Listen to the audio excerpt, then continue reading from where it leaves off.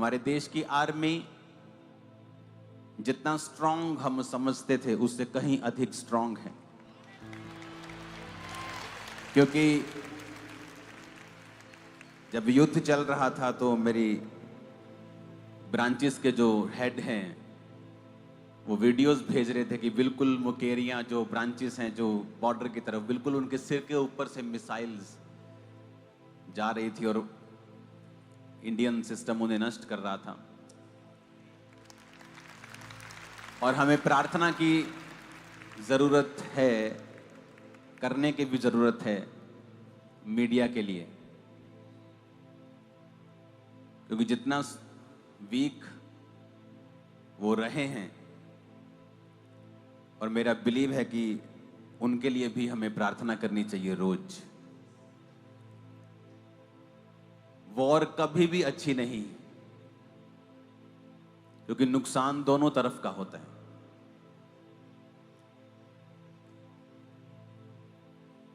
अपने हाथों को उठाओ अपने देश के लिए, और जिस देश में आप रहते हैं अपने देश के झंडे को उठाओ। कि अगर आप प्रेयर नहीं करते हैं तो करना शुरू कर दो। आवाज आ रही है सबको? हाथों को हिलाओ पीछे, लास्ट में इसको गूंज कम करो इसका।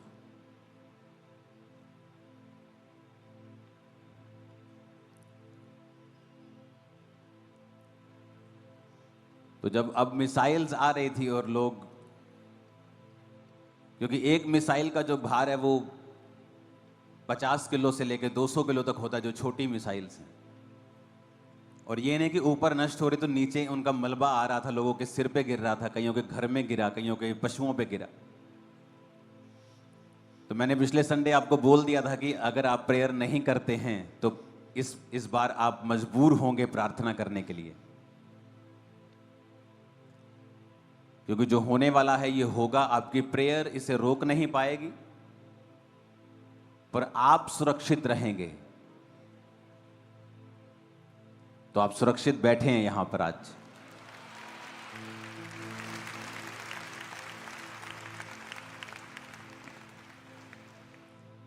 फ्यूचर में जो प्रार्थना नहीं करते हैं आपको फोर्सफुली परमेश्वर करवा लेगा प्रार्थना, ऐसा माहौल होगा।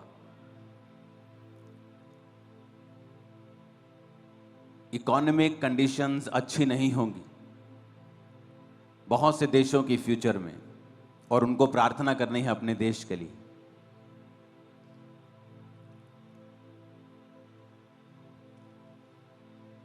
हमें फिर से पुराने समय में वापस जाना होगा,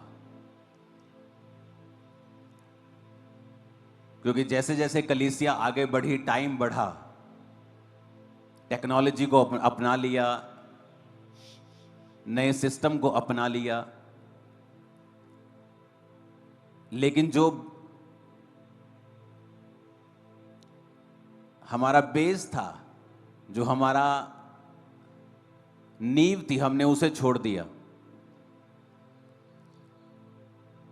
हमें लगा इंटरनेट पे हम फेसबुक पे वचन शेयर कर देंगे, हमारा काम हो गया। हमें लगता है इंस्टा के ऊपर 2 पोस्ट डाल देंगे, हमने परमेश्वर का काम कर दिया। लेकिन कलीसिया को फिर से वापस जाना होगा पहले सदी में। 33 ईस्वी के बाद, प्रभु यीशु मसीह के बाद अगर आप कलीसिया को देखेंगे तो उनका जो मेजर काम था, जो लोग बचते थे कलीसिया में आते थे, उन कलीसिया का मेन काम था प्रार्थना करना और सुसमाचार को फैलाना। और वचन क्या कहता है कि लोग कलीसिया में आते थे और कलीसिया के खर्चे, कलीसिया के लोग अपनी प्रॉपर्टीज, अपने पैसे को देते थे। तो ऐसे तो सारी कलीसिया ही कंगाल हो जाएगी एक दिन। एक बंदा है, 2 बंदे एंटर करेंगे, अपना घर बेचेंगे, इस हफ्ते का हमने किराया निकाल लिया, इस हफ्ते का हमने राशन का बिल कलीसिया का पे कर दिया, तो सब गरीब होते जाएंगे। ऐसा नहीं था, क्योंकि जैसे जैसे लोग बोते जाते थे, अगर वो एक घर बोते थे परमेश्वर 2 देता था, तो कलीसिया की फाइनेंशियल हालत भी अच्छी होती जा रही थी। लेकिन अगर आप मुकेरियां क्रूसेड के लिए खुदाबंद की तारीफ करो जोर से।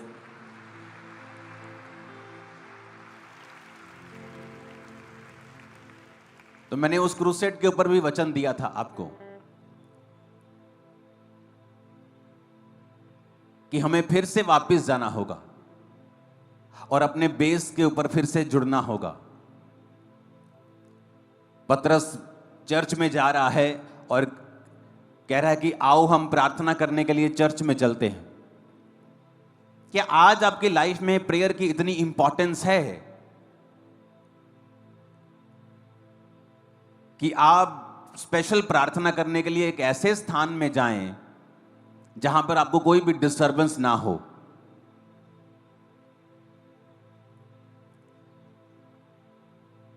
बहुत से लोग छुट्टी मनाने जाते हैं, अच्छी बात है, लेकिन कभी आपने प्रेयर के लिए छुट्टी की है कि आज मैं प्रेयर करूंगा पूरा दिन? चलो आज 2 दिन में मैं चलता हूं पहाड़ों के ऊपर और मैं प्रार्थना करके आऊंगा। आज जब प्रेयर लाइफ का स्थान आपने सेकेंडरी कर दिया है, इसीलिए कलीसिया संघर्ष कर रही है उन आशीषों को पाने के लिए जो आशीषें प्रथम कलीसिया में बिना मांगे मिल जाती थी।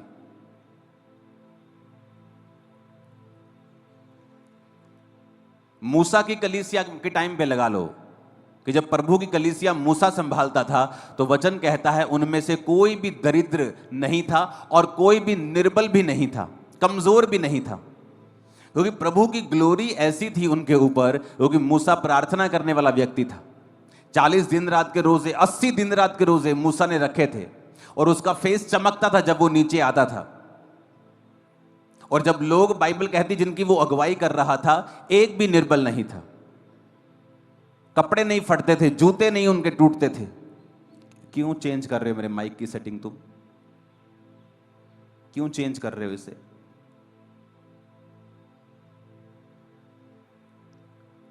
सब बोलो हालेलुया। तो सेकंड कलीसिया जब जीसस क्राइस्ट के टाइम पे जब वो जी उठ गए और मूसा आया, तो वचन कहता है कि पतरस आया और चेले आए। पुराने नियम में मूसा था, नए नियम में यीशु मसीह के बाद चेले आए। तो वो भी क्या थे? प्रार्थना करने वाले। स्पेशल दोपहर के, तीसरे पहर दोपहर के समय प्रार्थना करने के लिए चर्च में जा रहे हैं स्पेशल, और वहां पे लंगड़ा मिलता है और वो उसको हील करता है। हीलिंग भी तब हो रही है जब उनकी लाइफ में प्रेयर का एक स्थान था। मोस्टली लोग क्यों पैनिक कर जाते हैं आज?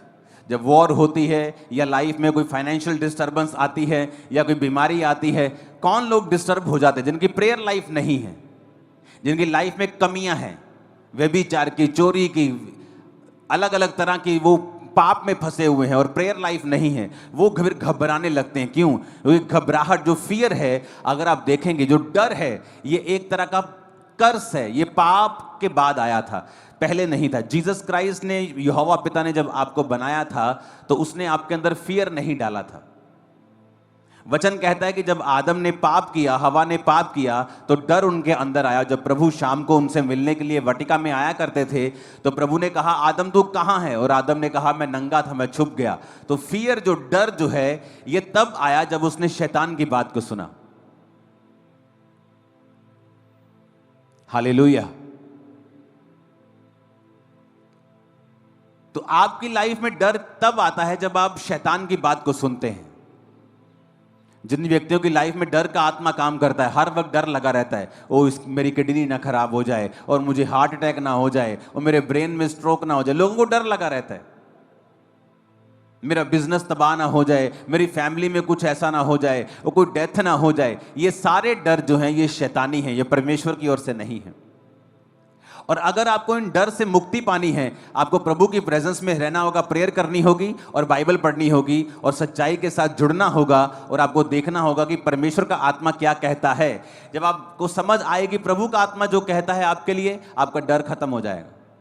प्रभु के साथ जब आप पूरी तरह से जुड़ जाएंगे, फियर नहीं रहेगा। अगर आएगा भी तो वो चला जाएगा, कब्जा नहीं कर पाएगा। कितने मेरी बातों को समझ रहे हैं? हमें फिर से पुरानी कलीसिया के पास जाना हो, बोला पुरानी कलीसिया की तरह रहना होगा। हो सकता है आने वाले समय में मैं अपने फोन्स भी साइड पे रख दूं, कि पूरी तरह से परमेश्वर का आत्मा मुझे प्रेयर्स में लेके जा रहा है इन दिनों में, और इसीलिए मैं आपको मैसेज दे पाता हूं कि अब आने वाले दिनों में क्या होगा, अब सिचुएशन क्या होगी, अब हमें क्या करना है आने वाले दिनों में। हालेलुया। कलीसिया का जो रोल है आने वाले दिनों में वो प्रेयर्स का है। ऐसा नहीं हो सकता कि आपका पास्टर्स प्रेयर में रहे, आपकी पास्टर्स की टीम्स प्रेयर में रहें और कलीसिया की प्रार्थना 1 घंटे की हो।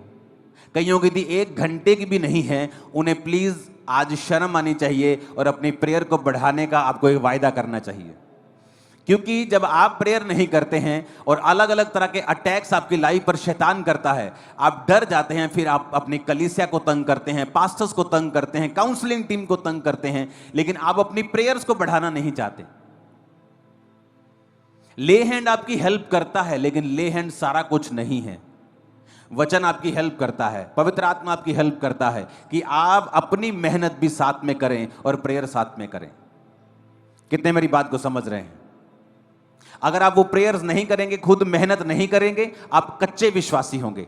आपका जो घर है वो एक फेथ के ऊपर नहीं बना होगा, वो चट्टान के ऊपर नहीं बना होगा। पौलुस जा रहा है बाहर, शहर के बाहर। क्यों? ये कहीं वहां प्रार्थना करने का नदी के किनारे स्थान होगा, यानी वो प्रार्थना करने के लिए एफर्ट्स लगाते थे। मैं तो लोगों को ये भी बोलता था कि अगर आपके घर में प्रार्थना करने का स्थान नहीं है, अपने कहीं साथ में, कहीं मोहल्ले में, कहीं एक छोटा सा किराए पे कमरा ले लीजिए जहां पर जाकर आप रोज प्रार्थना कर सकें। प्रार्थना करने को इतना महत्वपूर्ण बनाएं अपनी लाइफ में कि ये आपकी लाइफ में फिर काम करने लगेगा। जब आपको इसका सीक्रेट, आपको इसका रिजल्ट आने लगेगा, आपको मालूम होगा कि प्रेयर मेरी क्रिश्चियन लाइफ में नंबर 1 मोस्ट इंपॉर्टेंट चीज है। और बाइबल कहती है जब पौलुस शहर के बाहर जाके प्रार्थना करने लगता है तो वहां उसे औरतें मिलती हैं, वो वचन सुनाता है और सब तौबा करके बपतिस्मा लेते हैं, उनके घराने भी बचाए जाते हैं। तो साल्वेशन भी प्रेयर का ही एक रिजल्ट है। और हीलिंग भी जो पतरस ने की, कि जब वो प्रार्थना करने के लिए चर्च में जा रहा था तो लंगड़ा मिला। लंगड़ा चलाने के लिए नहीं गया, वो प्रेयर करने के लिए जा रहा था। हमें ये बात बड़े ध्यान से समझनी है कि हमें अगर प्रेयर लाइफ को हमने नहीं अपनाया तो हमें सफर करना पड़ेगा, क्योंकि दिन बुरे हैं। जब 16, 17 में, 14 में ये मैसेज मैंने देने शुरू किया था कि आने वाले दिन बुरे होंगे और अंधेरे में होंगे। लोगों को लगता अब इससे अंधेरा क्या हो सकता है। तो जब अंधेरा शुरू हुआ, जब कोविड शुरू हुआ, जब युद्ध की बातें शुरू हुई, ये कम होने वाली चीजें नहीं है। आपको लगता है फ्यूचर में कुछ रिलैक्स हो जाएगा, कुछ अच्छा हो जाएगा, लेकिन फ्यूचर डार्क के बाद, डार्कर के बाद, आगे के बाद, वो बुरे के बाद बुरा ही होगा। इसलिए मसीह लोग ज्यादा नजर आएंगे, वो ज्यादा चमकेंगे। जिस तरह रोशनी अंधेरे में ज्यादा चमकती है, आप ज्यादा चमकेंगे आने वाले समय में। मैं आपको बता रहा हूं।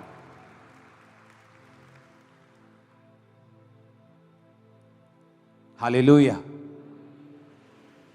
जिन लोगों को आप वर्ल्ड लेवल के ऊपर आज काम करता देख रहे हो, Donald Trump, president Donald Trump जैसे कई ऐसे लीडर्स बहुत कम हैं जो आत्मा के द्वारा चलते हैं। अब यूएस प्रेसिडेंट के आसपास कई बार जब वो प्रार्थना करने के लिए इनवाइट करता है, प्रेयर ब्रेकफास्ट करता है, बहुत सारी चीजें करता है, आप कभी ध्यान से देखना, उसके आसपास जो पास्टर्स हैं, मोस्टली अपनी कलीसिया के जैसे पास्टर्स, जिनकी बड़ी बड़ी कलीसियाएं हैं, जो आत्मा का काम करते हैं, आप सारे डोनाल्ड ट्रंप के आसपास देखोगे उस पर ले हैंड करके प्रार्थना कर रहे होते हैं। वो भी इस बात को समझता है कि मुझे अगुवाई की जरूरत है, मुझे स्पिरिचुअल लोगों की जरूरत है।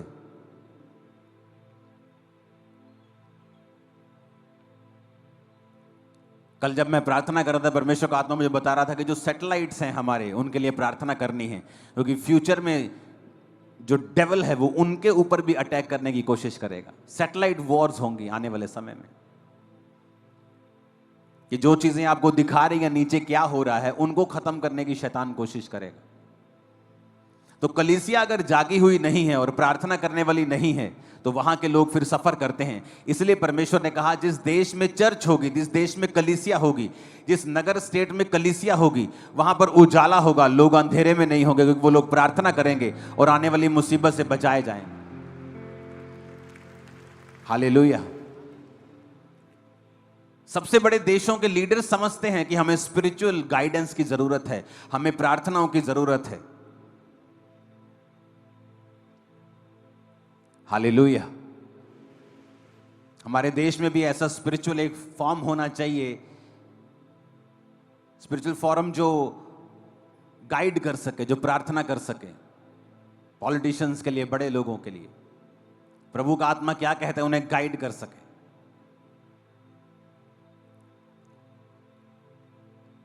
कलीसिया को प्रार्थना करनी होगी आपके बच्चों के लिए, अपने पास्टर्स के लिए, परमेश्वर की बेदारी के लिए, परमेश्वर के प्लान के लिए। और हमें यह समझना होगा, जो हमारा विरोध करते हैं, जो यीशु मसीह को बुरा भला बोलते हैं, वो हमारे दुश्मन नहीं हैं। वचन कहता है मत्ती 9 उसकी 9 से 13 आयत में, वहां से आगे बढ़कर यीशु ने मत्ती नामक एक मनुष्य को महसूल की चौकी के ऊपर बैठे देखा और उसने कहा, मेरे पीछे हो ले। और वह उठकर यीशु मसीह के पीछे हो लिया। जब वह घर में भोजन करने के लिए बैठा तो बहुत से महसूल लेने वाले और पापी आकर यीशु और उसके चेलों के साथ भोजन करने बैठे।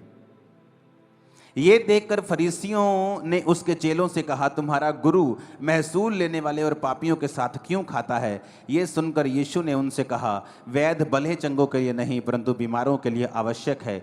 इसलिए तुम जाकर इसका अर्थ सीख लो, मैं बलिदान नहीं परंतु दया चाहता हूं, मैं धर्मियों को नहीं पापियों को बुलाने आया। आप सभी को जय मसीह की। दोस्तों, मेरा नाम है रोहित कुमार। आप देख रहे हैं द यीशु इंस्पायर चैनल में आप सभी का स्वागत करता हूं। दोस्तों, आप सभी लोगों के बीच में लेके आ चुका हूं सूर्य निकलने से पहले पाप करने वाले व्यक्तियों को सभी लोगों से कहना चाहता हूं कि इस वीडियो को जरूर देख लें। दोस्तों, आज मैं आपको कुछ ऐसी बातें बताने वाला हूं कि जो कि आप लोग अपने जीवन में सूर्य निकलने से पहले ही पाप कर लेते हो और वो पाप आपके पूरे दिन को बर्बाद कर देता है। आप जिस काम को करना चाहते हैं वो काम आपका बर्बाद हो जाता है, वो काम में आप लोग नाकाम हो जाते हो। लेकिन मेरे प्रियो, मैं आप सभी लोगों से कहना चाहता हूं कि आप लोगों को मैं ऐसे कुछ बातें बताऊंगा जिस चीज से आप लोग अपने जीवन में सूर्य निकलने से पहले जो पाप करते हो उन सब चीजों से निकल सकते हो और अपने जीवन को आप लोग नष्ट होने से और अपनी कार्य को नष्ट होने से आप लोग बचा सकते हो और आप अपने जीवन में प्रभु आपके कार्य पे आशीष भी देगा। दोस्तों, सर्वप्रथम मैं आपको बताने वाला हूं, यहाँ पे लिखा हुआ है, यीशु मसीह ने अपने जीवन में और उपदेश में सिखाया है कि पाप से बचने और सही मार्ग पर चलना आवश्यक है। यदि आपके द्वारा साझा किया एक संदर्भ में किसी विशेष वीडियो का उल्लेख किया गया है और उसे संभावत लोगों को प्रेरित करने और पाप से सावधान रहने का संदेश भी परमेश्वर ने दिया है। दोस्तों, यहाँ पे परमेश्वर कहता है कि यीशु मसीह ने इस बात को बताया है कि आप लोगों को अपने जीवन में पाप में उन्होंने बहुत ही जोर दिया है कि लोग आज पाप से निकले, क्योंकि परमेश्वर ने जब इस संसार के लिए उन्होंने सूली पे चढ़ा तो उस पूरे संसार के लोगों के पाप को अपनी पीठ पर लाद करके उन्होंने अपने जीवन को दान कर दिया लोगों के लिए। और परमेश्वर ने इस बात को बहुत ही फोकस किया है। उन्होंने कहा है कि आप लोग पाप से ज्यादा बचो और प्रभु के वचन पे हमेशा अपने जीवन को व्यतीत करो, क्योंकि मेरे प्रियो हमारे जीवन में बहुत ही इंपॉर्टेंट है। यहाँ पे परमेश्वर का वचन कहता है पाप का परिणाम क्या होता है। पाप का परिणाम मैं आपको बताने वाला हूं कि पाप आत्मा को कमजोर करता है। पाप जो होता है वो एक इंसान है जो मसीह जीवन जीता है और अगर वो पाप कर बैठा तो प्रभु कहता है कि पाप जो होता है वो आपकी आत्मा को कमजोर करता है और व्यक्ति को ईश्वर से दूर करता है। यानी कि अगर आपने पाप किया है तो आपके अंदर जो पाप होगा वो आपके मन को, आपके तन को और आपके आत्मा को वो कमजोर कर देगा, यानी आपके पूरे शरीर को वो कमजोर कर देगा। और जो परमेश्वर कहता है कि व्यक्ति को ईश्वर से बहुत ही दूर कर देता है। वो चाहे भी जितना भी पास रहता हो, प्रभु के वचन को पढ़ता हो, प्रभु के वचन के तहत जीवन को व्यतीत करता हो, अगर वो अपने जीवन में पाप किया तो दोस्तों परमेश्वर कहता है कि उसको परमेश्वर से बहुत ही दूर जाना पड़ेगा। परमेश्वर कहता है कि आप लोग अपने आप दूर हो जाओगे। क्यों? क्योंकि हम लोग पापी हो जाते हैं। इसलिए परमेश्वर कहता है कि आप लोगों को अपने जीवन में पाप से बचने के लिए बहुत से ऐसे काम करना है जिससे कि आप लोग अपने जीवन में पाप से बच सको और एक सच्चा मसीह जीवन जी सको। दोस्तों दूसरी बातें मैं आपको बताने वाला हूं। यहाँ पे लिखा हुआ है पश्चाताप का महत्व। पश्चाताप क्या होता है? यानी कि आपने कोई चीज किया, जैसे कि हमने पाप किया, मान लो उस पाप को हमने अपने जीवन में परमेश्वर के पास जा करके पश्चाताप कर दिया कि हे सर्वशक्तिमान परमेश्वर, हमसे गलती हो गई, मैंने पाप किया, मैं पापी हूं। तो दोस्तों उसको क्या बोलते हैं? पश्चाताप बोलते हैं। और पश्चाताप करने से हमारे जितने भी पाप होते हैं वो मुक्त हो जाते हैं। इसलिए मेरे प्रियो, जो चीज आपसे हो जाए, जो चीज आपने किया, उसके लिए आप लोगों को परमेश्वर से खेद होना चाहिए और परमेश्वर से कहना चाहिए कि हे सर्वशक्तिमान परमेश्वर, मैं पश्चाताप करता हूं कि मेरे जीवन में बहुत सारे ऐसे पाप और बहुत सारे मैंने अपने जीवन में अनर्थ किए हैं, जिससे सर्वशक्तिमान परमेश्वर मैं अपने जीवन में इस पाप से निकलना चाहता हूं। तो मेरे प्रियो, परमेश्वर कहता है कि यदि कोई पाप करता है तो उसके ईमानदारी से उसको पश्चाताप करना चाहिए। यानी कि आपको हमेशा परमेश्वर के प्रति ईमानदार ही होना चाहिए। ईमानदार होना बहुत जरूरी है, क्योंकि मेरे प्रियो, अगर आप अपने जीवन में प्रभु के वचन पे ईमानदार नहीं ठहरे तो आपका पश्चाताप करना वो मुफ्त में चला जाएगा। इसलिए मेरे प्रियो, विश्वास एक ऐसी चीज होती है जो आपको अपने जीवन में किसी भी मुकाम पर पहुंचा सकती है। अगर आपने वहीं पर विश्वास नहीं किया, आपका विश्वास या कमजोर हुआ, तो आप उसी ऊंचाई से नीचे भी आ सकते हैं। इसीलिए मेरे प्रियो, विश्वास बहुत बड़ा है। ये विश्वास से ये दुनिया जो टिकी है, ये विश्वास से टिकी है। कुछ लोग जो पापी हैं, लेकिन कुछ लोग इतने बड़े विश्वासी हैं कि जिससे आज हमारे पूरे संसार को, आज हमारी पूरी सृष्टि को और पृथ्वी को जकड़ के रखा है, जिससे हमारी पृथ्वी इधर उधर घूम नहीं सकती। इसीलिए विश्वास बहुत ही जरूरी है दोस्तों। विश्वास हमारे अंदर अगर है तो विश्वास वो हमें बहुत सी ऐसे मुकाम पर ले जा सकता है। और मेरे प्रियो, परमेश्वर कहता है कि विश्वास के साथ और ईमानदारी के साथ आपको प्रभु से पश्चाताप करना है। प्रभु आपकी महिमा और परमेश्वर आपकी प्रार्थना को, आपकी विनती को जरूर सुनेगा। और दोस्तों, तीसरी बात मैं आपको बताने वाला हूं। यहाँ पे लिखा हुआ है